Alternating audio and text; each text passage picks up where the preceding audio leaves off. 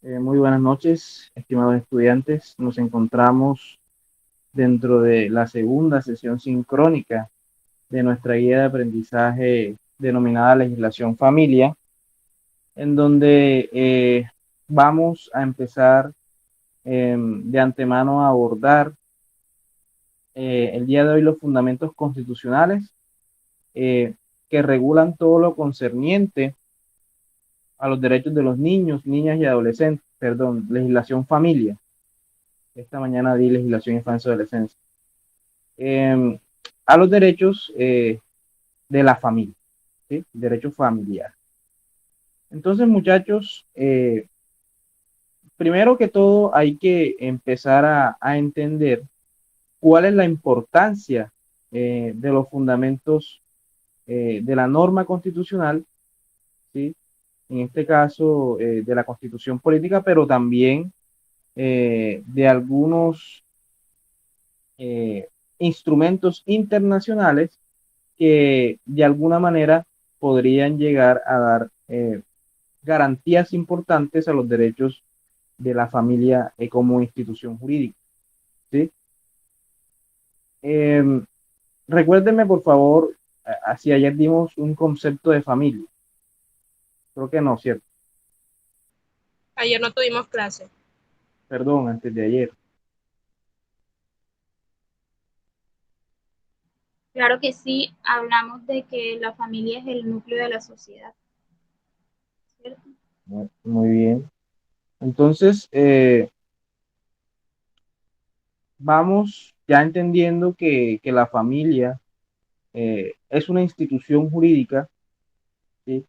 Denominada por diversos doctrinantes, la jurisprudencia, la norma jurídica como núcleo fundamental de la sociedad. eh, Tenemos que empezar a distinguir la diferencia entre derecho de familia y la familia como tal. ¿Sí? La familia es el núcleo fundamental de la sociedad, es una institución jurídica, social, ¿sí?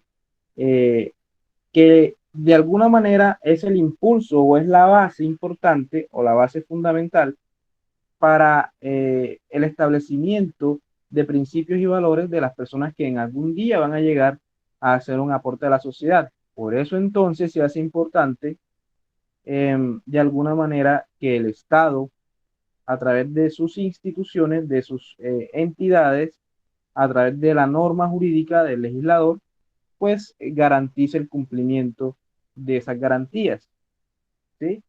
Para que, pues obviamente la familia como institución jurídica cumpla con su función, que en este caso es aportar a través de principios y valores a las personas que en algún momento van a cumplir una función en esa sociedad, pero también debe proteger a las personas que ya en algún momento o que en ese momento estén dando una colaboración a la sociedad como lo es, por ejemplo, la mujer, ¿sí?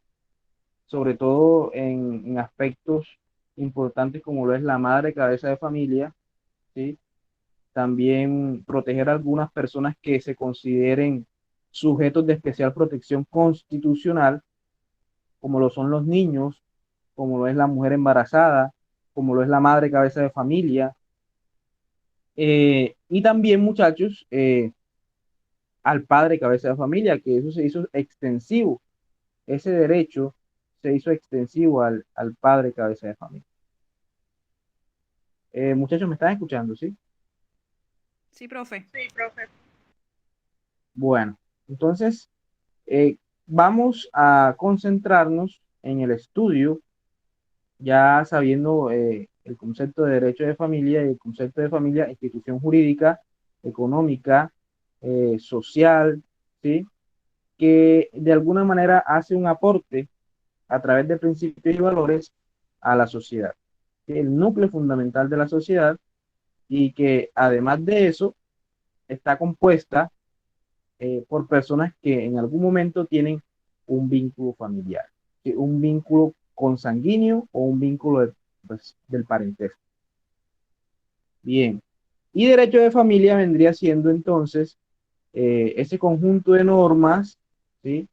que ayudan o garantizan el cumplimiento de los derechos, de las garantías eh, que les asiste a las personas que hacen parte de la familia, ¿sí? Entonces, una cosa es el derecho de familia y otra cosa es la familia como institución.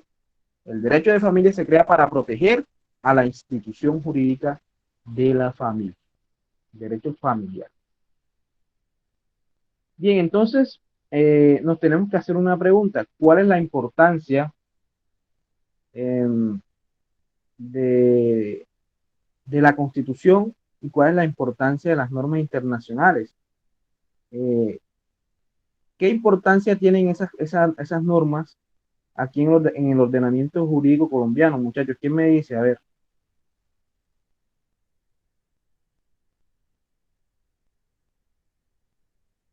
¿Importancia de qué? De la Constitución.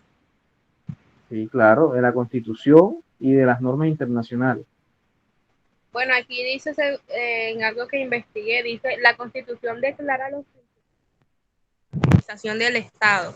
Señala los derechos y garantías que se consideran esenciales para toda persona e indica las normativas mínimas de la organización del gobierno y demás instituciones públicas. Muy bien, ¿qué dice Yusef?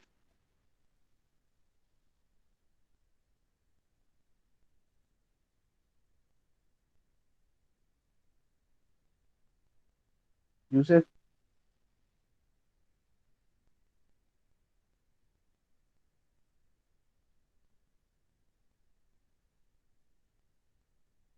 ¿qué dice Luisa Fernanda? A ver,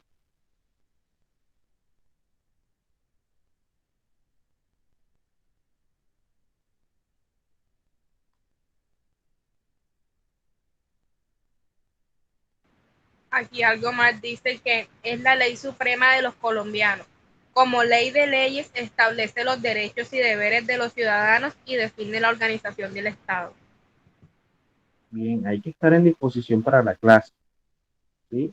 Hay que estar en disposición para la clase. Bueno, a ver, la importancia que tiene la constitución política y sobre todo, en este caso, las normas internacionales, muchachos, es simplemente que son las normas que son prevalentes, más importantes, ¿sí? Y relevantes dentro de nuestro ordenamiento jurídico. Recuerden cuando nosotros hablábamos de la pirámide de Kelsen y decíamos que en algún momento el teórico del derecho Hans Kelsen estableció que en un ordenamiento jurídico debía existir una jerarquía normativa, es decir, unas normas jurídicas que prevalecieran en algún momento sobre otras. Es decir, algunas normas internas, ¿sí? O unas normas que tienen una significancia un poco inferior, tendrían que desarrollarse de acuerdo a lo que dijeran o establecieran en esas normas que se consideran de mayor jerarquía. En este caso, la constitución política y las normas internacionales se encuentran en la cúspide de esa jerarquía piramidal nos trajo a colación filósofo del derecho Hans Kelsen. Y a ese grupo normativo se le denominó el bloque de constitucionalidad, ¿sí? ¿Dónde encontramos ese fundamento? En el artículo cuarto de la Constitución, que nos habla de que la Constitución es norma de normas y cualquier incompatibilidad o cualquier conflicto que existe entre una norma de índole constitucional y de cualquier otra índole, iba a prevalecer la norma de índole constitucional. Y en el artículo 93 nos dice que las normas y tratados y convenios internacionales que sean ratificados por el Estado colombiano tenían que ser de gran importancia y el derecho interno tenía o tiene que desarrollarse de acuerdo a esa normatividad vigente, ¿sí? Entonces encontramos diferentes instituciones jurídicas internacionales que dan cuenta de una protección a la mujer, al niño, al padre cabeza de familia, ¿sí? Y a la familia en general. ¿De quién hablamos? Hablamos de la ONU, hablamos de la OEA, ¿sí? Hablamos también en algún momento de la OIT, ¿sí? Y diferentes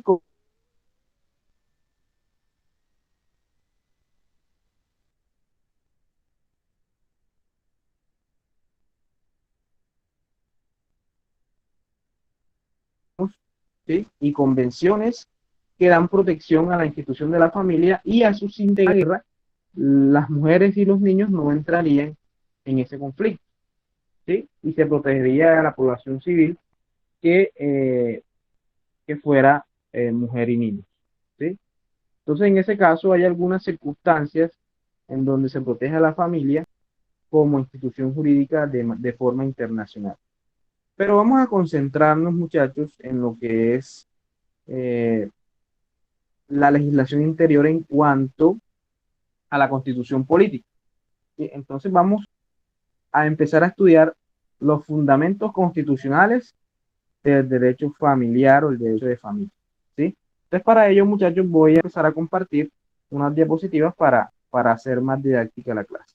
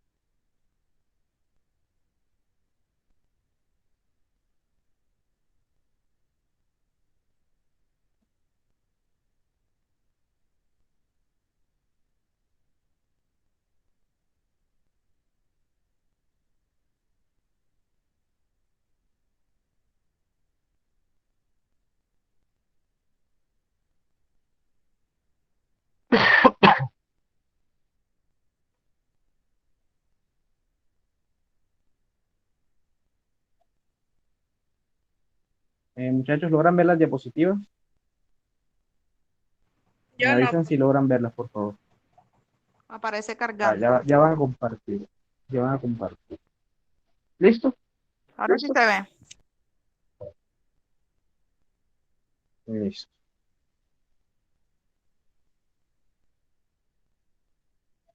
Entonces vamos a recordar, ¿sí? Que el derecho de familia es el conjunto de normas que regulan la familia, que regulan o que hace parte, pues obviamente ayer lo establecimos, ¿cierto? Que hace parte del derecho civil. Recuerden que aquí en Colombia no contamos con un código de familia independiente, sino que todo lo relacionado con el derecho familiar lo vamos a encontrar en el derecho, en el Código Civil, ¿sí? ¿Y qué figura jurídica va a regular ese Código Civil que regula las relaciones familiares?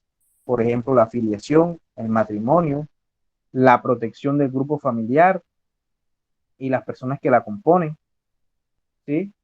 Esas personas serán el centro de atención de nuestra guía de aprendizaje.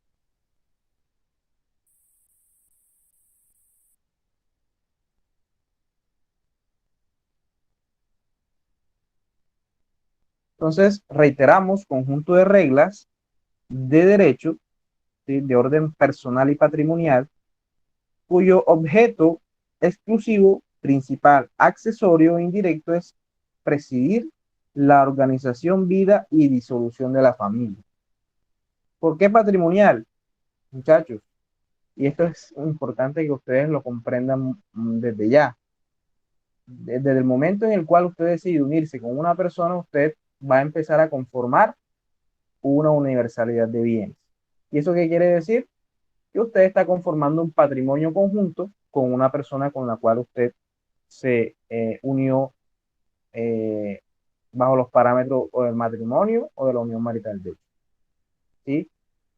Y familia, ¿sí? De acuerdo a los estudiosos del derecho y de la filosofía, señala que es eh, eh, aquella institución jurídica formada por personas, ¿sí? Que tienen una descendencia común, ¿sí? Por eso entonces, muchachos, nosotros acabamos a hablar sobre el parentesco, ¿sí? A partir del día lunes vamos a hablar sobre el parentesco.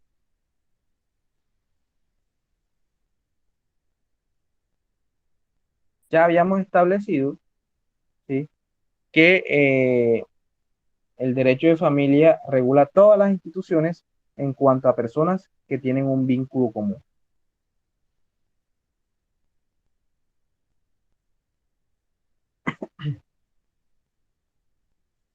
Bien, entonces empecemos con el estudio de nuestros fundamentos constitucionales, que es el tema del día de hoy.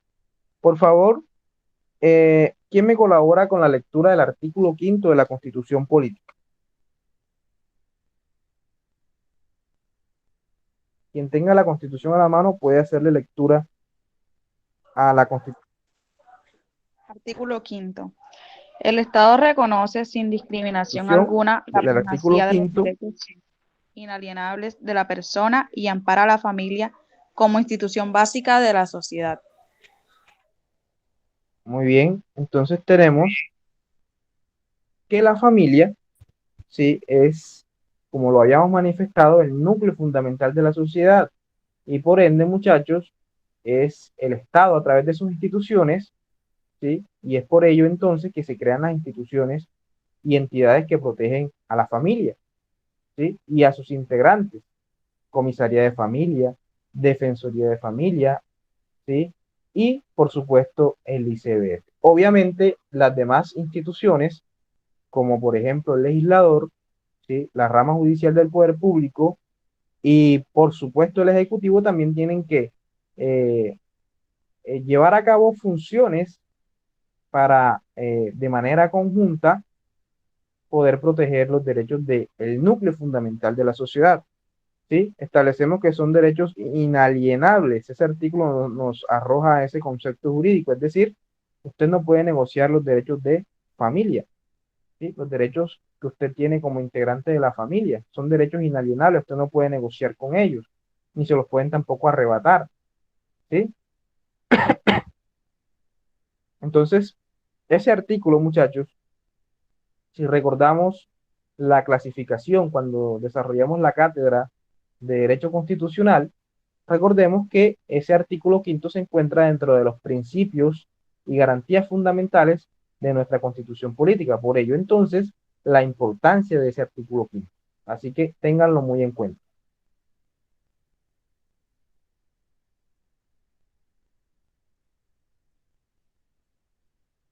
Bueno, vamos entonces a abordar el artículo 44. Vamos con el 44. Vamos a dejar el artículo 42 de último. ¿Sí? Vamos a dejar el artículo 42 de último, que es el más importante.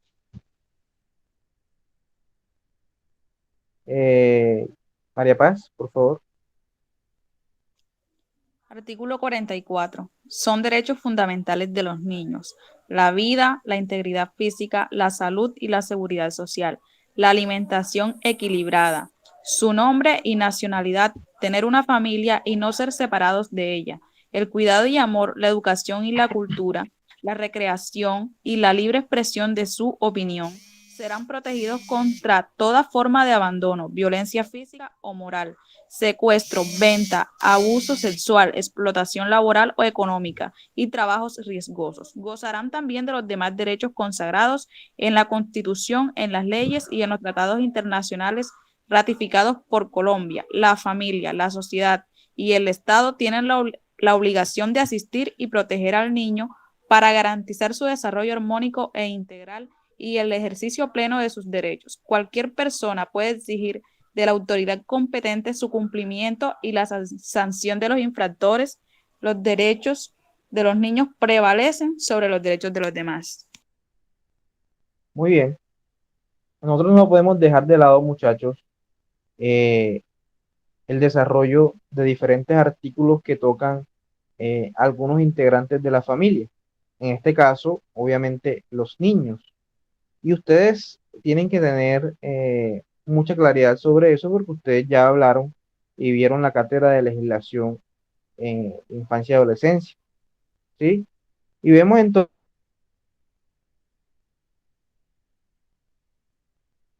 muchachos, como los niños, como personas que en algún momento son vulnerables, necesitan de la atención, ¿sí? Necesitan de garantías, necesitan de la no vulneración de derechos a los cuales ellos les asisten, ¿sí? Entonces, miren cómo este artículo 44 establece que, por ejemplo, al niño, que es la persona que va a hacer el aporte a la sociedad en el futuro, a quien la familia, como núcleo fundamental de la sociedad, vamos a decirlo, a engendrarle principios y valores para que haga un aporte a la sociedad en el futuro, ¿sí? Eso es lo que realmente la finalidad de la familia es. Como dicen por ahí, los principios y valores se cultivan desde casa. Entonces, ¿qué primeramente debe respetársele a uno de los integrantes más importantes de la familia, que es el niño? La vida, ¿sí? La integridad física, la salud, que ese menor, por ejemplo, el Estado, le provea un sistema o el acceso a un sistema de salud sin importar las condiciones económicas que tengan sus padres, ¿sí? Partiendo de ahí. Y eso entonces va de igual manera relacionado con lo que es la seguridad social. Recuerden que la seguridad social se divide en tres partes, entre ellos la salud. Yusef, en cómo se divide la seguridad social, cuáles son los tres componentes de la seguridad social, los tres sistemas. No sabría decirle, profe. Pensión, salud y riesgos laborales. ¿Sí? Muchachos, esos son los tres componentes o los tres sistemas que integran la sociedad social, la seguridad social. ¿Sí? ¿Por qué entonces nos habla esta diapositiva de los derechos de los niños? Porque obviamente un niño sin acceso a la salud es vulnerante del derecho de familia, ¿sí? Un niño, por ejemplo, que esté en algún momento, que quede desprotegido, hablando de pensión, ustedes me dirán, pero profe, ¿por qué habla de pensión si un niño no se va a poder pensionar por vejez? Recuerden que las pensiones tienen muchos factores, ¿sí? Que llevan o que dan lugar al reconocimiento de una pensión, ¿sí? Por vejez, que obviamente el niño nunca va a tener acceso a eso, un menor, ¿sí? Pero ustedes saben que cuando un menor de edad, un niño, e incluso eh, una persona ya mayor de edad, hasta los 25 años, puede tener acceso a una pensión que se denomina la pensión de sobrevivencia o la pensión de sobreviviente. Y en ese caso, muchachos, es acceso a seguridad social, a una pensión que le da la oportunidad a ese menor que dependía económicamente de su padre, de su madre, para que siga por lo menos hasta los 25 años, ¿sí? Si estudia, si a partir de los 18 hasta los 25, el requisito es estudiar, que por lo menos tenga un tiempo para poder prepararse, para que cuando llegue el tiempo, llegue la edad, los 25 años, ya tenga una base económica y profesional para poder Profe, se sostenerse escucha entrecortado. independientemente. Eh, María Paz, ¿me escuchas bien? Sí, profe. Bueno, entonces divisáis, verifica tu conexión, ¿sí? Porque me estás escuchando bien. Jenny, ¿me escuchas bien?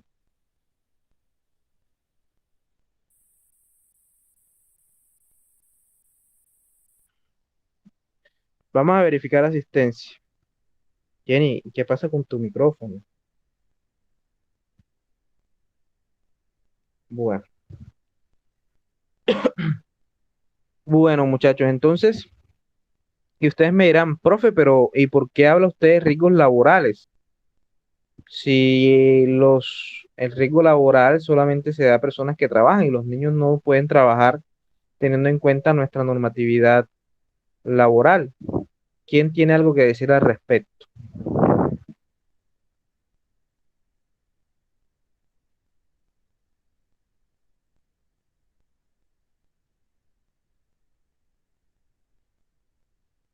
Profe, digamos que en ocasiones los niños son pues sometidos a trabajo riesgoso en la explotación. Pienso yo que puede ir por ahí. Sí, pero me refiero a que eh, parece ilógico, ¿cierto? O es contraindicativo, ¿sí? O se contradice lo que yo acabo de manifestar a decir que el niño tiene derecho, por ejemplo, a a la seguridad social en riesgo laboral, ¿sí? Como integrante de la familia. Y es que, ¿acaso los niños no pueden trabajar? ¿Alguien tiene Profe, algo que yo decir? he escuchado ese tema, pero respecto a que mi mamá es docente y ella el otro día hizo un diplomado, algo así. Y yo escuché que Ujú. uno de los temas era como que Sí, cuéntame, no te estoy escuchando. ¿Cuál era el tema?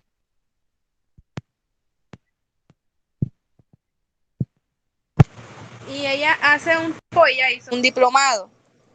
Ajá, ahora sí te escucho.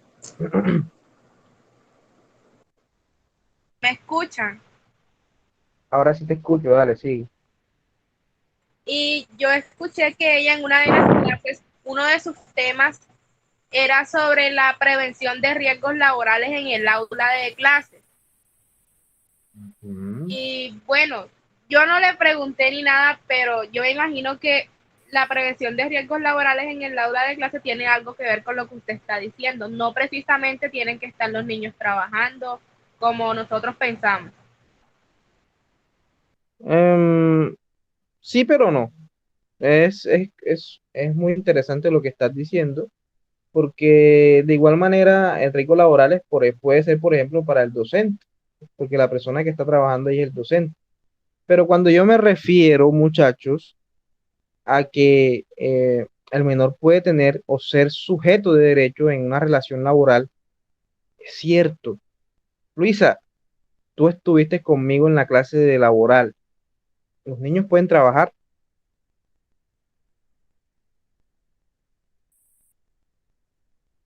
Luisa Fernanda Álvarez.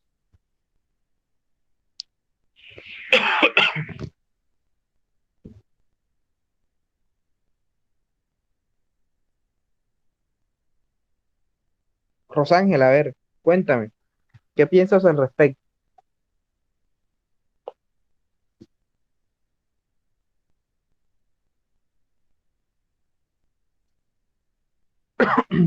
Ujú. Rosángela, O sea, profe, que un menor no puede trabajar hasta que quizás no tenga los 18 años.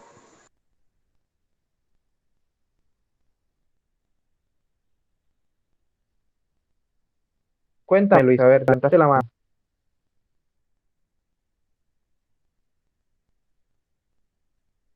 Si quieres, puedes hacer el aporte por el chat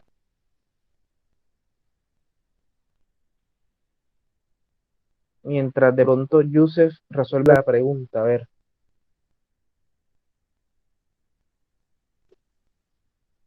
Yusef, un menor puede Con trabajar, ¿tú qué dices? consentimiento de los padres nada más, profe. Un menor de edad. Pero sin, obviamente forzado no.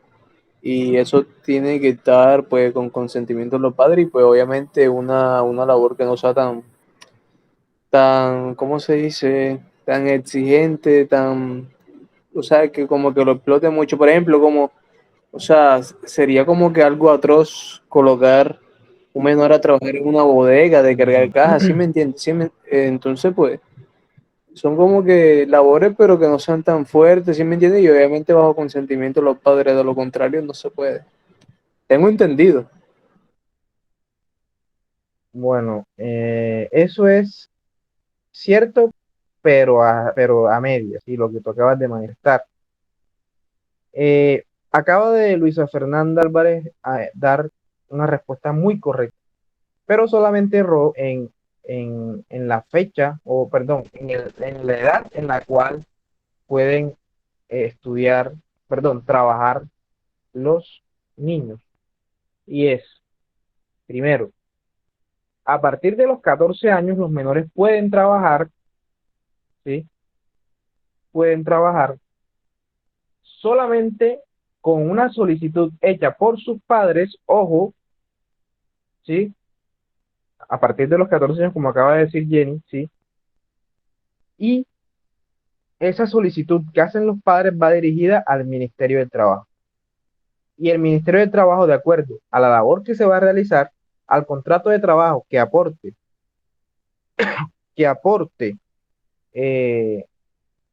los padres de familia, si la solicitud que hacen los padres de familia, pues obviamente le otorgará o no el permiso para trabajar. Sí, obviamente será una labor que no vaya en contra de su moral, que no sea una labor muy forzosa, ¿sí? Que vayan en contra, en detrimento de los derechos de los niños, niñas y adolescentes, ¿sí? Entonces, este artículo, muchachos, eh, de antemano protege a uno de los integrantes más importantes de la familia y no podíamos dejarlo de lado, ¿sí? Vamos a hablar ahora del artículo 43, por favor. Artículo 43. La mujer y el hombre tienen iguales derechos y oportunidades. La mujer no podrá ser sometida a ninguna clase de discriminación. Durante el embarazo y después del parto, gozará de especial asistencia y protección del Estado y recibirá de este subsidio alimentario si entonces estuviere desempleada o desamparada. El Estado apoyará de manera especial a la mujer cabeza de familia. Muy bien. Entonces vemos cómo el artículo 43 de la Constitución Política nos habla de otro de los integrantes importantes de la familia y es la mujer, ¿sí? La mujer debe es un sujeto de especial protección constitucional y pues obviamente debe tener eh, en concordancia pues las mismas garantías de su condición.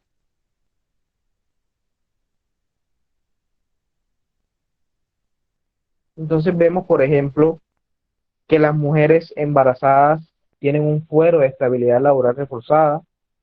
Vemos que las mujeres tienen una licencia de maternidad de más de 4 meses, ¿sí? En donde tienen derecho a su salario, ¿sí? Vemos también como la madre cabeza de familia tendría derecho, muchachos, en caso de ser capturada y puesta a disposición de la fiscalía y que un juez de control de garantías dicte una medida de aseguramiento, que esa medida de aseguramiento sea en su domicilio para beneficio de sus hijos, no de ella, pero sí de sus hijos. Entonces, en la mujer, muchachos, tiene unas garantías que hacen prevalecer su condición de ser mujer en el Estado colombiano, ¿sí? En el ordenamiento jurídico colombiano. Nada más vemos esa situación en el popular y jurídicamente reciente, actual, el nacimiento del tipo penal del feminicidio, ¿sí? Y ese feminicidio lo que hace es establecer un homicidio a una mujer por el hecho de ser mujer, ¿sí? Entonces, las mujeres, muchachos, también, al ser parte integrante de la familia, pues deben ser protegidas y respetadas por nuestra constitución política, como lo están viendo a continuación, y pues obviamente las instituciones deben respetar de igual forma y garantizar sus derechos como sujeto de especial protección constitucional. ¿Listo? Bueno, vamos al artículo 45, María Paz, por favor. Artículo 45. El adolescente tiene derecho a la protección y a la formación integral. El Estado y la sociedad garantizan la participación activa de los jóvenes en los organismos públicos y privados que tengan a cargo la protección, educación y progreso de la juventud. Muy bien. Entonces, el artículo 45, ¿sí? Establece una protección a un sujeto que se encuentra entre ser adulto y ser niño, ¿sí?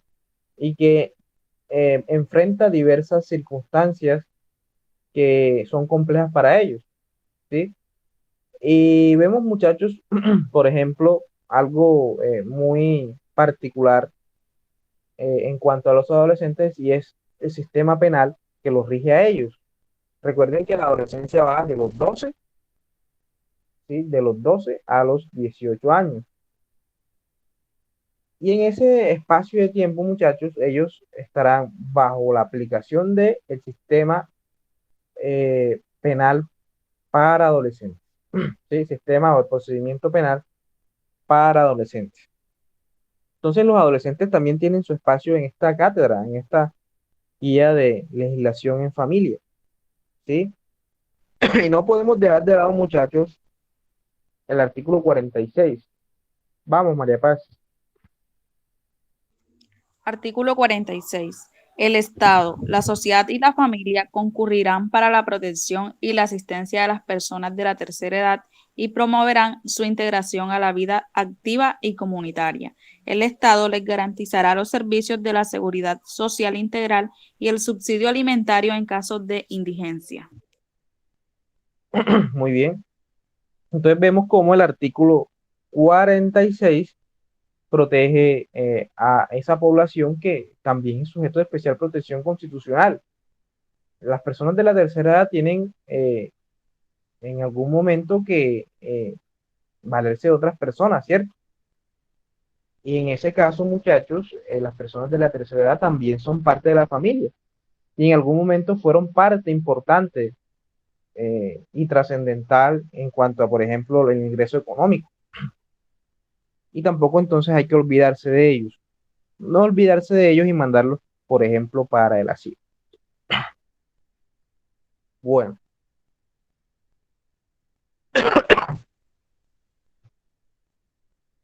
artículo 42.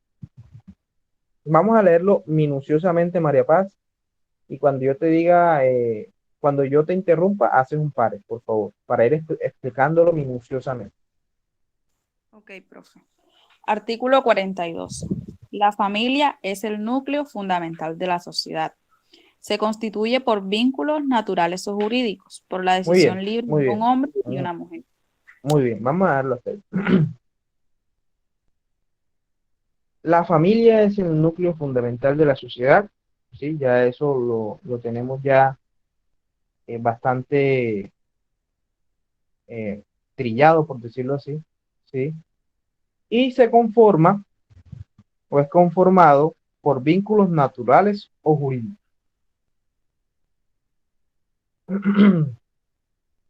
Rosángela, ¿estás por ahí?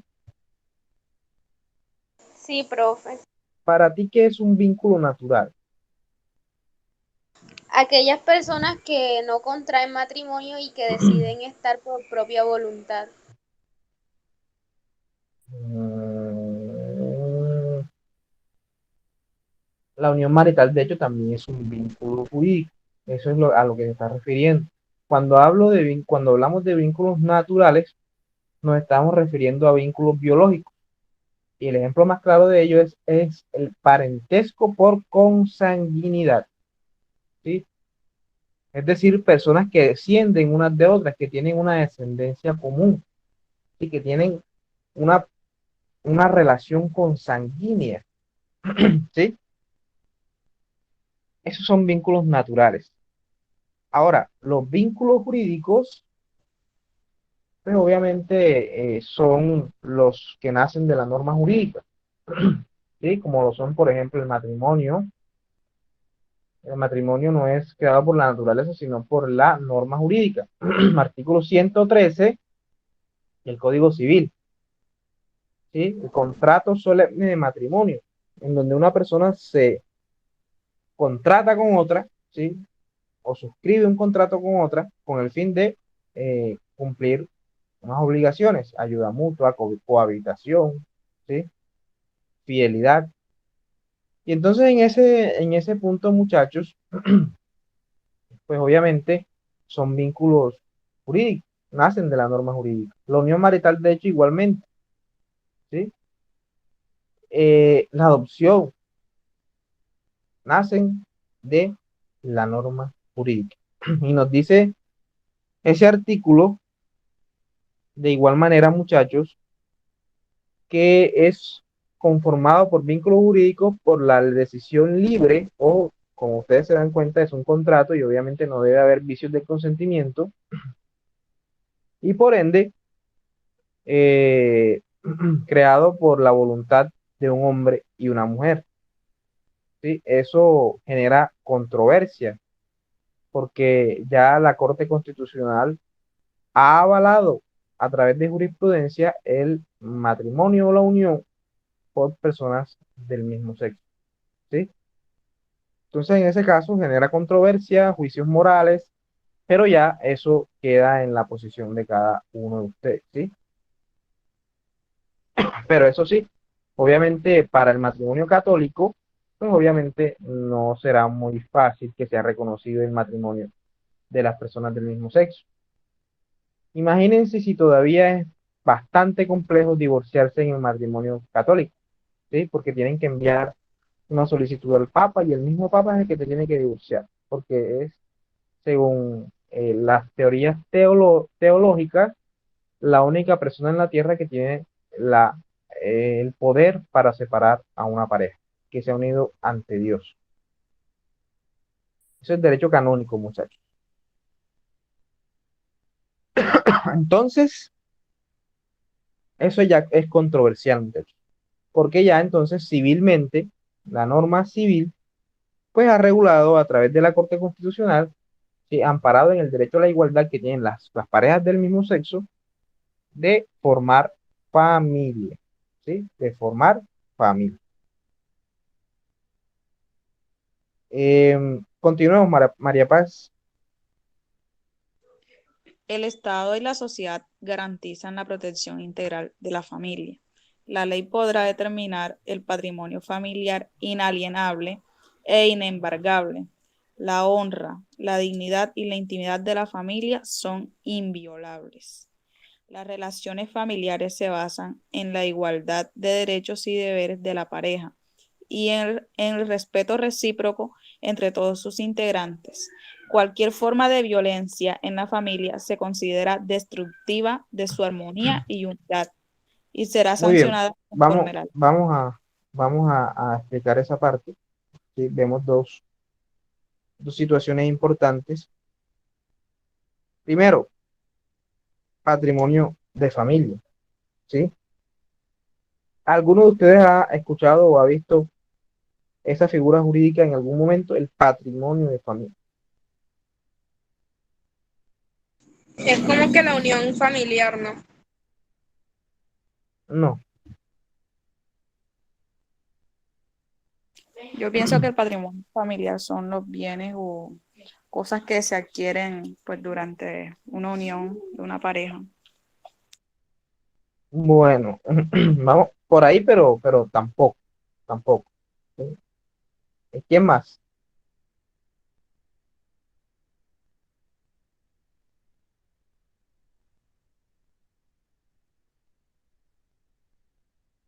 Muchachos, el patrimonio de familia es una protección a los bienes que hacen parte Profe, de una yo unión pienso familiar. que aportando lo que usted acaba de decir, es una Ujú. protección, es un mal ejemplo diciendo que por lo menos, eh, ¿cómo le podría poner? Por decir un padre, el padre tiene un patrimonio y fallece y es un patrimonio que le deja como al hijo. Así me hago entender. Bueno, no tanto va por ahí, sino que es una protección para o que va en contra de terceros que quieran ir en contra, ¿sí? Que quieran demandar al integrante que sea propietario o propietarios de ese bien, ¿sí? Por ejemplo, una casa, ¿sí? No todos los bienes, ¿sí? María Paz, eh, recordemos que el patrimonio de familia no es lo mismo que la sociedad conyugal. Y la sociedad conyugal es los bienes que hacen parte y que se consiguen dentro del matrimonio o cuando no se hacen capitulaciones, los bienes que antes fueron concebidos, ¿sí? O que adquirió el cónyuge, pues también entra en la sociedad. ¿Sí? Entonces, eso que tú acabas de mencionar, María Paz, es la sociedad conyugal o la sociedad patrimonial en el caso de la unión marital de hecho. Pero cuando hablamos de patrimonio familiar, es una protección que se le da a un bien para evitar que sea embargado por terceros. ¿Sí? De pronto tu papá tiene problemas económicos, suscribe un crédito con un banco y el banco quiere cobrar el dinero, tu papá quedó mal y lo que hace es cobrarse con la casa. Si esa casa tiene afectación a patrimonio de familia o a vivienda familiar, pues obviamente no va a poder ser embargada, es inembargable. Entonces es una protección, por ejemplo, para la casa de la familia. Es decir, no pueden ser embargados, tal cual como lo acabas de escribir, Jenny. Pero obviamente para que eso sea así, ese patrimonio de familia tiene que constituirse, ¿sí? A través de una escritura pública. Muy bien, entonces María Paz también leyó algo sobre la violencia dentro de la familia, ¿sí? ¿En qué aspectos papá le pega al hijo le pega a papá, ¿sí?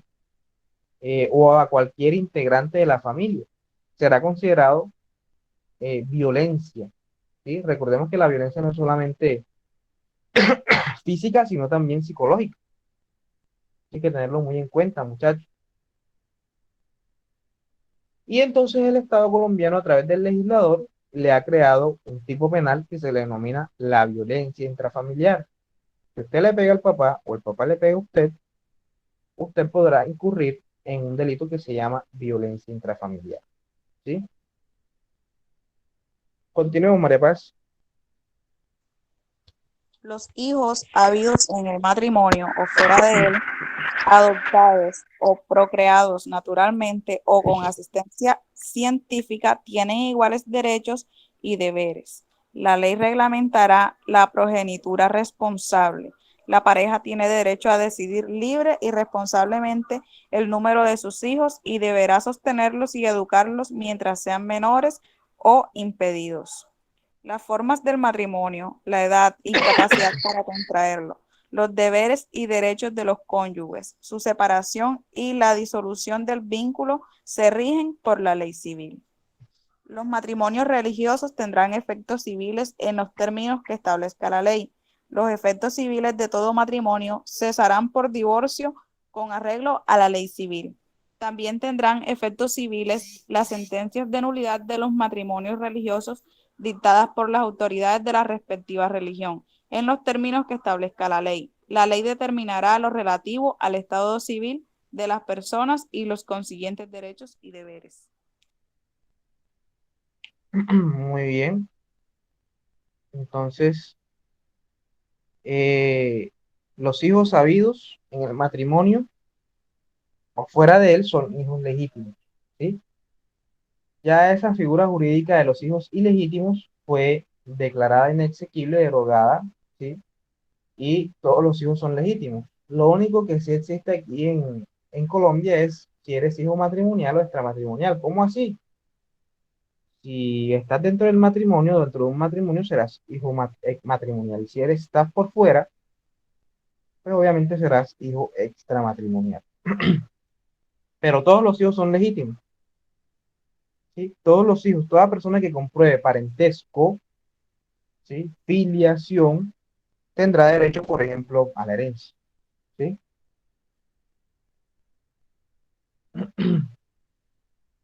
A ver, las relaciones familiares se basan en la igualdad de derechos, ¿sí? El hecho de que una mujer, por el hecho de ser mujer, no quiere decir que va a tener derechos mayores, por ejemplo, que la pareja hombre, ¿sí?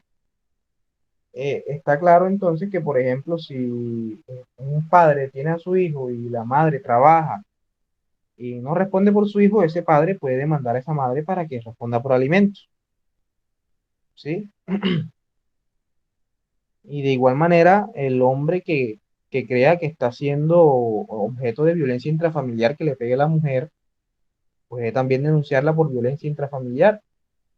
Como estamos en un país machista, pues obviamente no se denuncia eso, pero jurídicamente usted puede proceder a demandar. Y obviamente usted puede en cualquier momento solicitar la custodia de su hijo, pues obviamente porque usted tiene los mismos derechos de la madre. Y obviamente, si de pronto ella tiene la custodia, usted tiene derecho a ver. ¿Sí? Muy bien.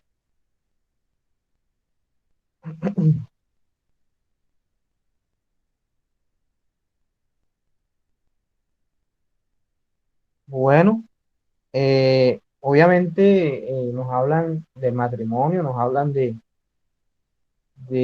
las circunstancias en las cuales pueden unirse, ya sea por la vía del matrimonio, ¿sí? O por unión marital de hecho, y que cualquiera sea la relación, ¿sí? O cualquiera sea la figura jurídica, van a tener los mismos derechos, ¿sí? Van a tener los mismos derechos. Si usted vive con una persona, pasan 2 años, se declara la unión, usted va a estar en las mismas condiciones que un cónyuge, ¿sí? O que los cónyuges. Entonces, en ese caso, muchachos, el hecho de que usted no se case no quiere decir que no va a tener derechos familiares, ¿sí? No quiere decir que no va a tener derechos familiares. Muchachos, ¿alguna pregunta hasta aquí? Yo ninguna, profe. Jenny, ¿tienes alguna pregunta?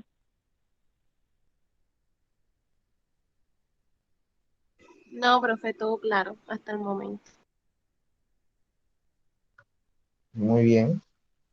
Entonces, muchachos, hemos terminado nuestra segunda clase virtual de nuestra guía de aprendizaje, legislación familia. La próxima clase será el día lunes a las 6:30 de la tarde. De 6 a 6:30 nos estaremos reuniendo para nuestro tercer encuentro. ¿Sí?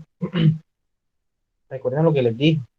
Por favor, mejor disposición y por favor con la cámara disponible porque vamos a realizar unas exposiciones que la próxima semana, la próxima clase les voy a dar los temas, ¿sí? En grupos de 2. Muchachos, que tengan una feliz noche. Nos vemos en otra ocasión. Chao, profe, que tenga buena noche. Ok, profe, Hasta un luego. resto de feliz fin de semana.